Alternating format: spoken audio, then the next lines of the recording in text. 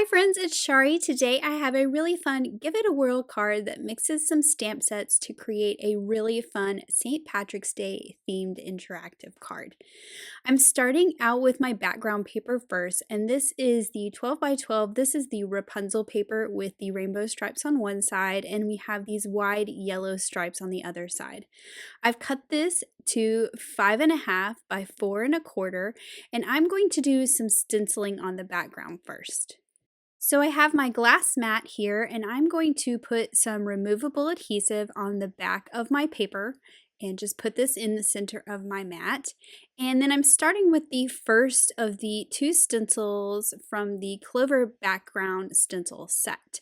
And I'm going to line this up. I have the logo at the bottom, or the lawnfawn.com at the bottom. That way I know that I have this right side up. And this mat is magnetic, so I am going to use my magnets first. This is a new mat for me, so I'm just kind of testing it out. The magnets don't hold quite as well on this as my metal mat, but I wanted to try out the glass surface. I'm using some scattered straw distress ink to put a light layer of this first stencil down. So I don't want this one to be too dark. I'm just trying to be very light-handed with this and go all over with that scattered straw ink. You can see it did shift a little bit, but I can easily line that back up. And then I'll move on to my second stencil. For this one, I decided to use a piece of tape to hold it in place, and that worked a little bit better for me. I'm using the Fossilized Amber Distress Ink, which is a darker yellow. I'm still trying not to be too heavy-handed because I just want this to be a very light tone-on-tone pattern for the background. And look how cool that looks. I also want to add some shimmer, so I'll do my gold splatters, and you'll see me do this on a lot of the pieces on this card today.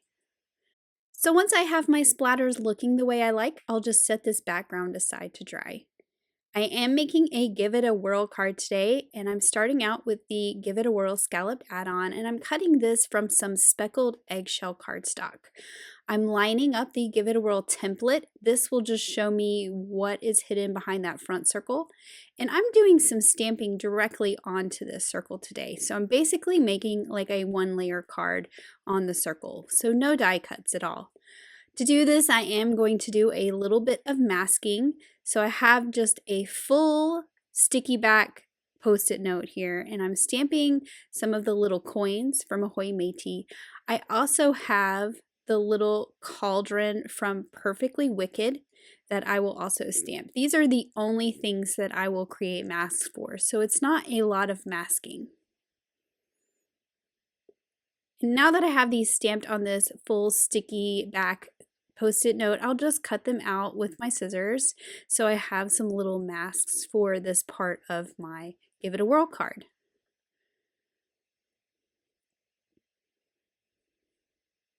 So I'm going to start out by sticking these masks into place on this background piece, this background circle. So you can see that I have the very top of the cauldron right at the slit that the die cuts. And then I'm going to layer my coins where I want them to be. I actually don't need that second mask because that will be the first thing that I stamp. I am putting this in my MISTI to make my stamping a little easier for my other two things that I will stamp down. So I've stamped my first set of coins. Then I've laid my cauldron where that mask is, and I'm going to pick it up, and then I will remove the cauldron mask. Then I can stamp this cauldron.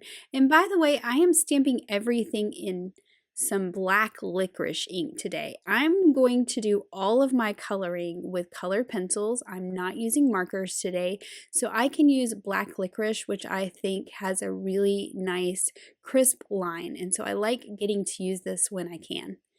Then I can move on to the other set of coins. I'm laying that where the mask is, picking it up with the door. Then I'll pull away that little mask and stamp down this last little trio of coins. And you can see that little bit of masking helped me layer these things together without having the thickness of 3 die cuts. Now to pull out my Lucky Charms. So from the Lucky Charms stamp set, I have a clover and a star. I'm also using all the clouds. There's a moon and a little rainbow in there. And then I found a heart in the All My Heart stamp set. I didn't end up using that really big one. I used that little bit smaller one, but there's lots of hearts in lots of the sets. I did have to go and look up the marshmallows in Lucky Charms, which is the inspiration for this idea. It's been a while since I've had a bowl of Lucky Charms, and I needed to make sure that I remembered correctly what those shapes were and how to color them. So this worked out pretty nicely because that clover is kind of like the biggest part, and then the heart is the smallest, and they kind of go in a circle from largest image to smallest, which I think is kind of fun. Then I can stamp all these at one time, since I'm making a 1-layer card, which is kind of nice. And I do like to stamp twice to get a really nice dark black line. And as I said before, I am using colored pencils today. I am using my Polychromos pencils today, and there was my color chart that I like to use as a reference. I'm not doing anything crazy as far as coloring, but I do like to have that reference for my colors. I will do a little bit of shading on all of these little images, and of course I'm starting out with my heart with 2 shades of pink. Then I'm moving on to that shamrock, and I have 2 shades of green. I'm starting out with my lightest green and kind of putting down a light layer. It is always easier to add pencil. That is my little tip, so I like to start light and build the color up. Then I'm using a darker green for the inside of those leaves, and then I'll sort of blend it out with that lighter green, making it a bit more intense.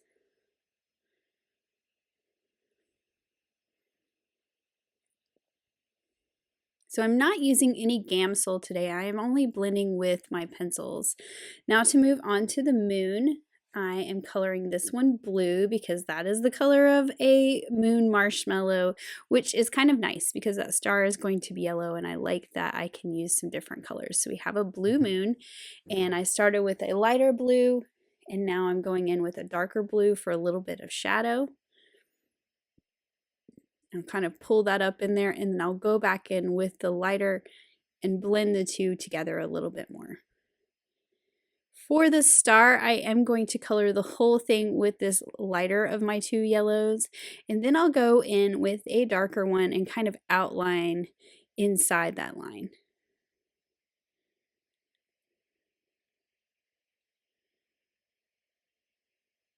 It's kind of hard to see. It's not very intense in the difference in color, but it does give it a nice little shadow. I'll do the same since I have my yellow pencils out for the coins. I'm doing the darker first on the coins, kind of in their shadowy areas, and then I'll just blend out with the lighter. Next, I'll be moving on to that little rainbow there, and I'll be honest, I started out with purple on the bottom and realized that that's not the colors in a Lucky Charm marshmallow rainbow. It has pink on the bottom, yellow in the middle, and then blue on top. So luckily, because these are pencils, I was able to erase my purple that I colored in and get my colors right. Now I'm moving on to that cauldron or the pot of gold, and I'm starting out with a light hand with that black, so it's very gray looking, but you're going to see here how I layer this up and make it more intense and add some shadow. This is a much larger image than the other ones, so you're going to see this a little bit better on this image. Now I'm going in with a darker color. This is a black. That other one was a dark gray. You can see I'm adding the shadow in. So I know I usually add the shadow with Copic first and then kind of blend out with the lighter. I'm doing the opposite on this with my pencils. Then I can go back and blend a little bit more. And actually what I am going to do on this one is add some texture by adding some lines, which I think is fun. So as I said before, you just build up the pencil to get those darker areas and those shadows. I am going to color the rim much darker, so I'm going in with a much heavier hand, even though that is the same colored pencil. And then here towards the end, I'm just being heavier right at the edge for a bit darker shadow, kind of outlining it. And then you'll see I'm going to start to kind of pull things in. I did get out of the lines a little bit. So now I'm being very streaky with my pencil, kind of drawing lines instead of coloring. And it just kind of gives it a texture so it doesn't look quite so smooth. So I'll hold this up closer so you can see that texture and all that coloring. Now to move on to the circle that goes on the front. You do need to cut 2 of these. I'm cutting the front one from that same speckled eggshell cardstock so it matches, and then I cut the second from just white cardstock because it will be hidden and you never see it, so it doesn't matter what color it is. Now before I assemble this, I do need to do some decorating to the front, and what I wanted to do was make a rainbow that goes into the pot. So I've put my circle in the slit, and you're going to see me just turn it, and I'm making little marks at the left and right side of that pot so that I know how wide my rainbow can be. So let me pull it back out because I didn't do the tick marks right at the beginning. And I know it's kind of hard to see. I am going to draw it in a little bit more so you can see it a little better on the screen. So hopefully you can see that. So I've just kind of got a guide of where that circle should be. I don't want to draw the whole thing with a pencil because I don't want you to see it. Those little tick marks will kind of disappear a little bit better. And I've already pulled out all my colors for my rainbow stripes. I did a little test earlier on a piece of paper to make sure that they looked really nice.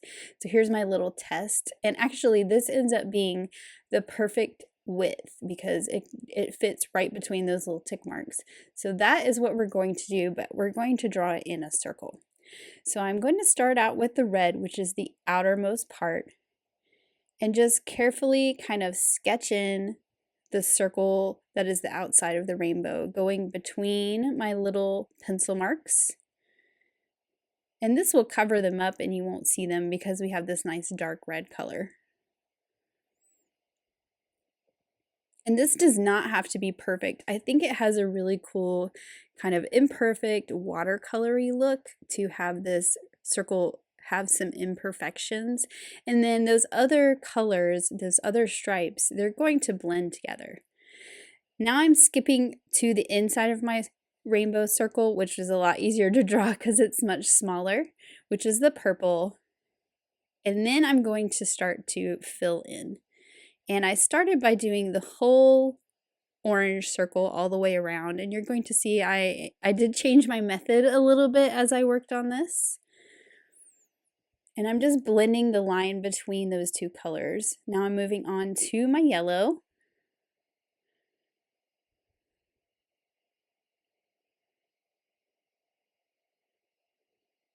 And then to make sure that I had my spacing right, that my stripes weren't going to be too wide or too skinny, I went ahead and colored in the other colors. And you can see there it kind of got really fat where that teal color was. So I'm just adjusting those, and that'll help me as I work my way around.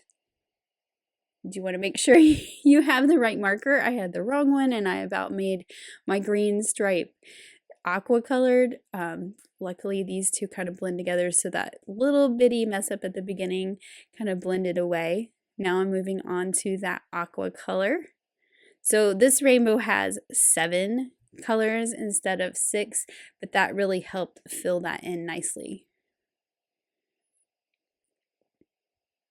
You can see I'm filling in kind of holes in between those two colors.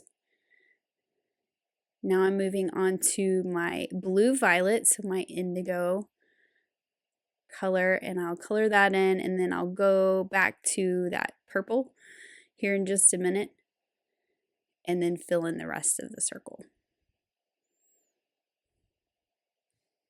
So that looks pretty good. We do need to continue our rainbow down into our cauldron. So you can see here when I thread this into the hole, it stops at that line, and I want that to go all the way down into the pot. So I'll just go back to those markers. I put this here as a guide so that my rainbow looks continuous as it goes down into the pot of gold. You could also probably fill the pot with gold so that the rainbow goes into the gold, but I think this is a really fun look.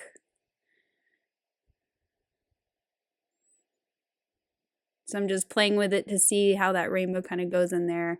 And I think that works really well. So as I said before, you're going to see me add some gold splatters to pretty much everything on this card. So that is my next step here, adding some gold splatters to the front circle as well as the circle in the back. So I'll just set those aside to dry. I'm going to pick up that one that I colored with all my stamped images and do the same here. I kind of designed this as I went. I wasn't really sure what I wanted to do. You're going to also see me add some ink blending to the edges of this cardstock because I felt like it was just a little too plain, staying that speckled eggshell color. So once those gold speckles are dry, I've got some twisted citron distress ink and I'm just dusting the outside edge of this rainbow with that green ink. And you're actually going to see me go back to that in a minute and add a little bit more. Now for this, I'm using some salvaged patina distress ink to just dust all the edges of this scallop circle. And I do like the way these look together, but I decided I wanted my green a little bit more intense, so I'll just dust the edges a little bit more with that twisted citron. Then my circles will be all ready to assemble, but before I do that, I am going to stamp the other images for the card. So I have the gnome from Gnome Sweet Gnome, as well as a hat from Hats Off to You, and I'm going to turn my little gnome into a leprechaun. So I'm stamping my gnome and the hat on a scrap of that speckled eggshell cardstock just so everything matches in color. I'm also going to stamp the little shamrock that is also in Hats Off to You to add to his hat. And of course, I'm coloring these in colored pencil so that they match all the images I've already colored on my card. So this is a pilgrim hat, but we're just going to color it green to make it a leprechaun hat. I went all over with my lighter green and now I'm going in with a darker to add some shadow. Then I will go back with a lighter green and kind of blend that line between the two, softening up that hard line. I'll use a even lighter green for the band on the hat. And I'm not doing anything fancy there, just coloring it in. And I'll do the same for the buckle with a gold yellow color. Now for my little leprechaun, I'm of course coloring him in some green as well. So I have his shirt that I will make green and I will add in some shadow underneath his beard.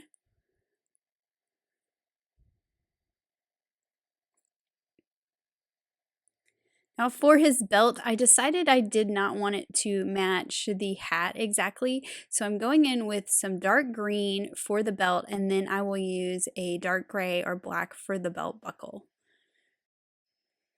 I'm also using that same dark gray or black for his shoes.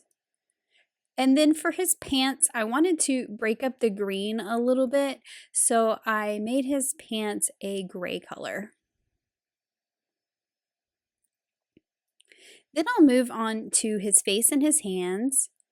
And for these, I'm using a dark peachy color up under his hat to add some shadow. And then I will pick a lighter shade of that same tone and blend out his face. The last thing I need to color is his beard, so I'm using some really pale grays for this. So we went all over with that really pale gray, and then I'm coming in with a shade darker to add some shadow, up around his cheeks and his mustache and those details along the bottom. And then I can blend them back out with that really pale gray. I do not need to color his hat though, because I'm going to cut his hat off and we're going to put that other hat on his head. So I will cut these out with the coordinating dies, and I'm leaving this in here to show you my tip for coloring with pencils. Make sure your tape does not go over into your image. You could also cut these out prior to coloring them as well, but tape will pull off pencil, unlike marker. I've trimmed off his hat. I'm just adding the hat to his head. I've left a little bit of his existing hat there so I have a place to glue his new hat. And then I'm also adding this little clover, which is from the Hats Off to You set. I will just add this to his hat to make it more of a leprechaun hat, and I just think that's really cute. So back to the background I created earlier, I'm trimming this down just a 1/16 inch on every side so that I can add it to my card base and I get a little bit of a white mat around all 4 sides. I'm going to go ahead and stamp the sentiment inside that says "You're my lucky charm," so I don't have to do that after I have all kinds of things glued to the front.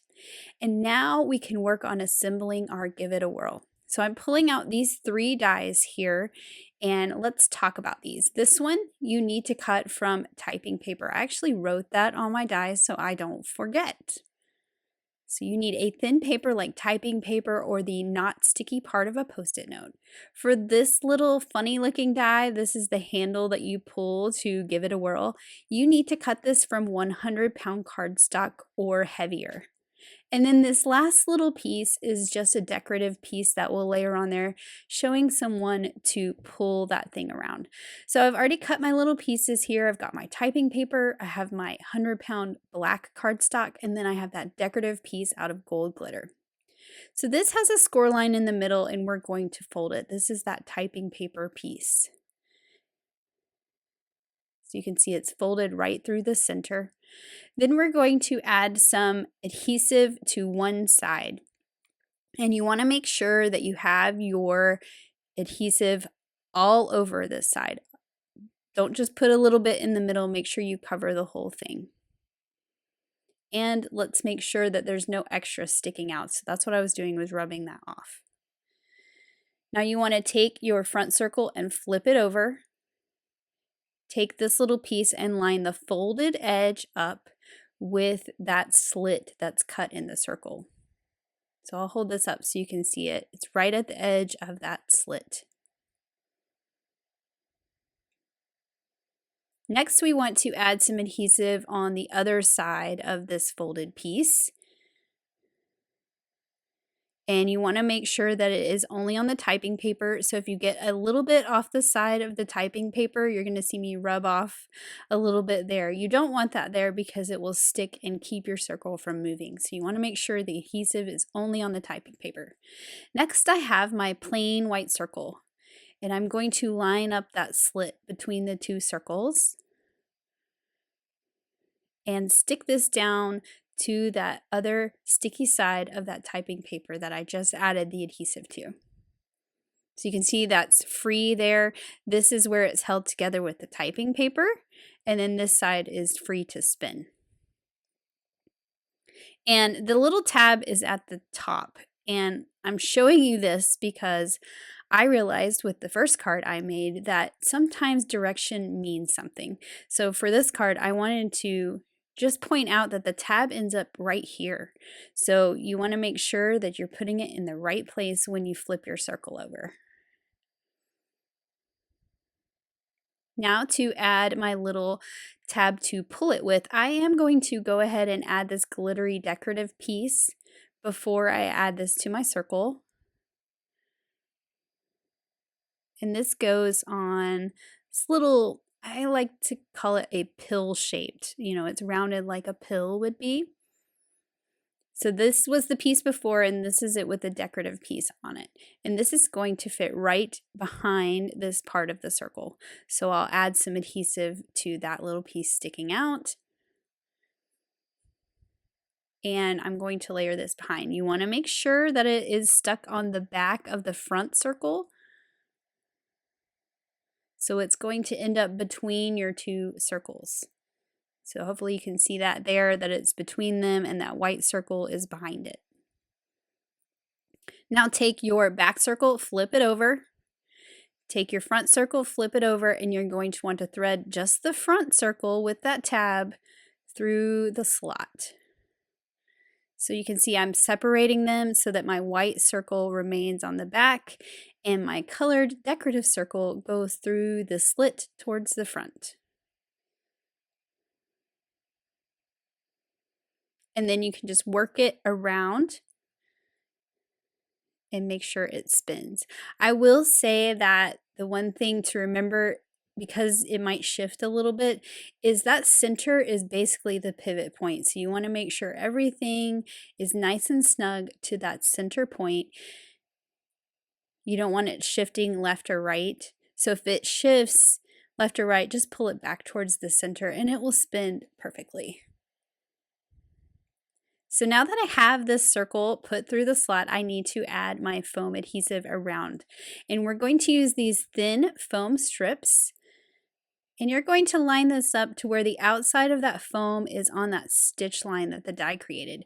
And it's much easier to curve this around that circle if you take off the backer piece, the liner paper.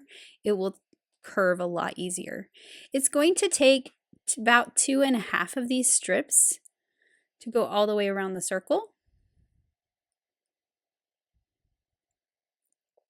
And just be patient with this and make sure you have it lined up nicely. You don't want to get it too close to your circle in the middle that needs to spin. But this is basically creating a nice little pocket to keep everything lined up. And I'll just cut a strip in half for that last little piece here. And pull off that liner paper so it's easier to bend, and then just trim it off at the end. So now I have this full circle of foam all the way around, and then this circle will spin in the middle of it. So now I can place it on my card, and I was deciding if I wanted it on the left or the right. I decided to put it on the left and put my little leprechaun on the right side. So I stuck that foam down and you can see how it spins nicely.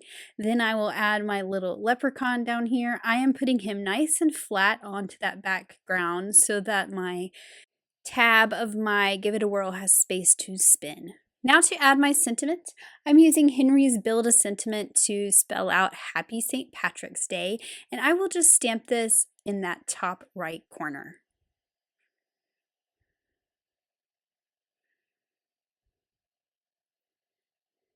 And lastly, I have some final little embellishments with some pink hearts cut from the Hearts and Stars Skinny Tag Die from some guava cardstock, and I think that this just finishes the card off nicely.